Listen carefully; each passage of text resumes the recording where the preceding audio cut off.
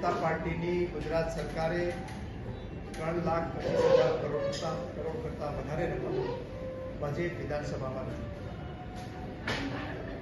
વાત એવી ચાલતી હતી કે 2047ની અંદર $5 ટ્રિલિયન ઇકોનોમી કરી અને આ વિકાસલક્ષી બજેટ આપવામાં આવશે, પરંતુ સંપૂર્ણપણે નિરાશાજનક બજેટ ગુજરાતને મળ્યું છે.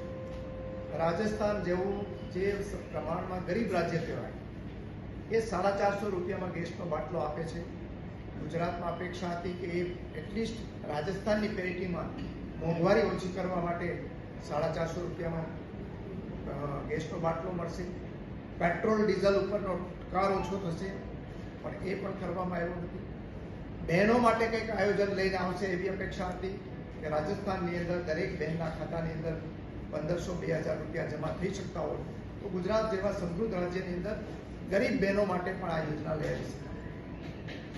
મા બાપને બાળકોને ભણાવવાની અંદર કમર તૂટી જાય છે, એ ભણાવવાની અંદર રાહત થાય, એ ખાનગી શાળાઓની અંદર જતા બાળકો સરકારી શાળામાં વધારે ભણે, એટલા માટે શિક્ષકો સહિતના બધા કર્મચારીઓને ભરતી કરીને લાખો જગ્યા જે ખાલી પડી છે એ ભરવાની જાહેરાત કરી શકાય, એ પણ કરી શકાય નથી.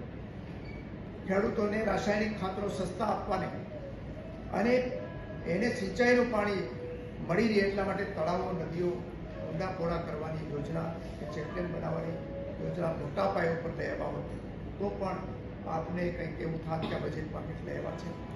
1700 કિલોમીટર જેટલો લાંબો દરિયા કિનારો ગુજરાત પાસે છે અને જેટલી પોટેન્શિયલ વિકાસની આપણે ત્યાં જમીન ઉપર છે એટલી જ પોટેન્શિયલ ત્યાં દરિયાની અંદર દરિયા કિનારા ઉપર પણ વિકાસની તકો ઉપલબ્ધ થયેલી છે.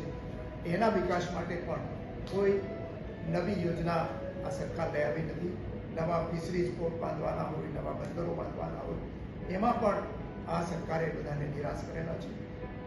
જે પરંપરાગત ટુરિસ્ટ સ્પોટ છે એ સિવાયના નવા ટુરિસ્ટ સ્પોટ વિકસાવવા માટેનું જે આયોજન કરવું જોઈએ એ પણ આયોજનનો અભાવ દેખાય છે. એટલે એકંદરે આખું બજેટ છે એ નિરાશાજનક રહ્યું છે અને જનતાની અપેક્ષા જે હતી એ પરિપૂર્ણ થઈ.